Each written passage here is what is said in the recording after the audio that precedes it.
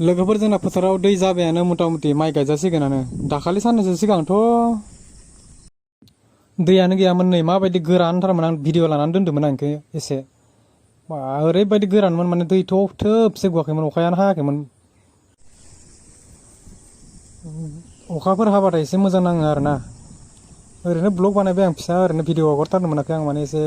लोमजानानै दङना माने भिडिअ होथारनो मोनाखै आं बेखौनो एसे बानायनानै नोंथांमोननो शेयार खालामबाय थाबैनो मोनसे इन्टारेस्टिं भिडिअ लाबोगासिनो दं आं माने ब्लगिंनि चेनेलसो खालामनो सानबाय आं थोबसेबो दै गैयामोन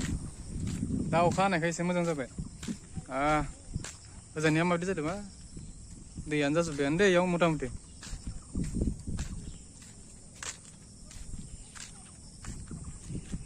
दैमाया खिन्थु देरदो थांनांगौमोन नायनो दैमाखौ